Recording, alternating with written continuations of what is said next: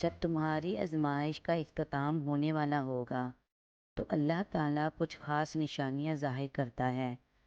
تم صبر کی انتہا پر ہو نا، تو سنو، اس کی مدد بس پہنچنے والی ہے۔ تمہارے یہ بہائے ہوئے آنسو اس نے قبول کر لیے ہیں۔ تمہارا سجدوں میں اس کو پکارنا اسے پسند آ گیا ہے۔ وہ بس اب راضی ہو گیا ہے تم سے۔ تمہارا نصیب اب بہت جلد بدلنے کو ہے۔ تمہاری بے رنگ زندگی میں اب وہ رنگ بھرنے والا ہے۔ اب تمہارا گھر بھی خوشیوں کے پھولوں سے مہک جائے گا۔ یقین کرو، تم اپنی دعاؤں کی قبولیت جلد دیکھو گے۔ اداس ہو، سمجھ نہیں آ رہا کیا کرو، کچھ بھی صحیح ہوتا نظر نہیں آ رہا، مگر دیکھو، وہ رب تمہیں نہیں بھولا۔ دعا کا راستہ تمہیں اسی نے دیا ہوا ہے۔ تو پھر یہ یقین رکھو کہ دعا قبول بھی ہوگی۔ یہ مشکلات زندگی کا حصہ ہیں، پوری زندگی نہیں۔ دن اچھے بھی آئیں گے تمہارے۔ کیا ہوا جو آنسو خشک ہو گئے ہیں؟ کیا ہوا جو اب الفاظ بھی ساتھ نہیں دے رہے؟ وہ رب تو تمہاری خاموشی بھی سن لیتا ہے۔ ایسے ہار مان کر مت بیٹھ جاؤ، سب ٹھیک ہو جائے گا، کیونکہ وہ رب العالمین تم سے بہت محبت کرتا ہے۔ سنو، وہ تمہاری چھوٹی چھوٹی کوششوں سے بھی واقف ہے، جو تم اس کی رضا میں راضی ہونے کے لیے کرتے ہو۔ وہ تمہارا صبر کرتے کرتے تھک کر گرنا اور پھر دوبارہ اٹھنا اور صبر کرنا بھی دیکھتا ہے۔ وہ تمہاری بے ربط دعاؤں کو بھی جانتا ہے، جو تم ہر وقت دل میں مانگتے رہتے ہو۔ اس کی بارگاہ میں تمہارا کوئی بھی چھوٹا سا عمل بھی ضائع نہیں ہوتا۔ وہ دیکھ رہا ہے، جانتا ہے تمہارا حوصلہ اور ہمت۔ وہ خوش ہے تم سے، اور اس کے پاس تمہارا اجر بھی تیار ہے۔ بس جلد تم اپنا اجر حاصل کر لو گے، اور پھر تم دیکھو گے وہ ہر کوشش، ہر عمل کا اجر دے کر ہی رہتا ہے۔ یاد رکھو، اپنے تمام معاملات اللہ کے حوالے کر دو، اور پھر دیکھو اللہ کیسے ان کو حل کرے گا۔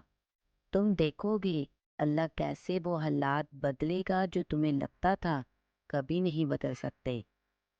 تم دیکھو گے اللہ تمہاری دعاؤں کے جواب کیسے کیسے بہترین انداز سے دے گا۔ تم اللہ کے حکم سے اپنی زندگی کو بہترین ہوتا دیکھو گے۔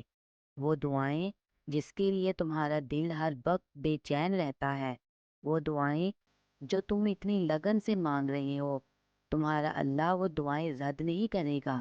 وہ تو کوئی بھی دعا رد نہیں کرتا۔ تمہیں بس صبر اور یقین کرنا ہے۔ تمہارا اللہ کہتا ہے، صبر اور نماز سے مدد حاصل کرو، اور اس کا چنا گیا وقت ہی بہترین وقت ہوتا ہے۔ سنو، اگر اللہ دل نہیں بدل رہا تو ممکن ہے کہ وہ نصیب بدلنے کو مان گیا ہے۔ اگر وہ مسلسل ایک ہی دعا کا خیال دل سے نہیں نکال رہا، عین ممکن ہے وہ مقدر میں لکھا جا چکا ہو۔ وہ راضی ہوتا ہے جبھی تو ڈالتا ہے دل میں خیال، بنا مقصد کے تو وہ کچھ بھی نہیں کرتا۔ تو پھر کیوں ڈرتے ہو ان راستوں سے جن پر وہ چلا رہا ہے؟ آخر اس نے بھی تو کچھ نہ کچھ سوچ رکھا ہے۔ راستے اس کی مرضی کے ہو سکتے ہیں، لیکن منزل تمہاری مرضی کی ہی ہوگی۔ وہ بار بار دعا کی توفیق کے ساتھ اشارہ بھی دے رہا ہے کہ مناؤ اسے، ابھی بھی نصیب میں کن کی امید باقی ہے، بس سب آگے معجزوں کا پہرا ہے۔ تو پھر کیوں تمہارا دل نا امید ہے؟ اسے بتاؤ، کن تو اللہ کی محبت کا ثبوت ہے، بلکہ اللہ ہی تمہارا مولا ہے اور وہی بہترین مددگار ہے۔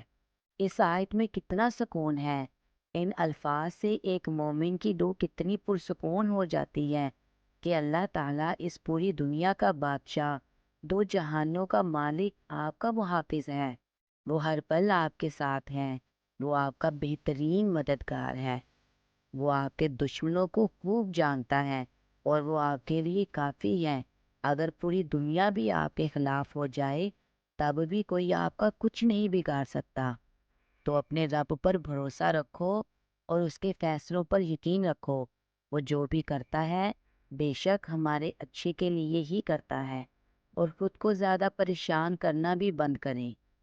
بس آپ اپنی طرف سے پوری کوشش کرتے رہیں، اپنے ارادے نیک رکھیں، آپ کا یہ سفر آپ کو تھکا بھی سکتا ہے اور آپ کو پریشان بھی کر سکتا ہے، لیکن پھر آہستہ آہستہ آپ کو چیزوں کی سمجھ آنا شروع آ جائے گی اور آپ اپنی منزل کو پا لیں گے۔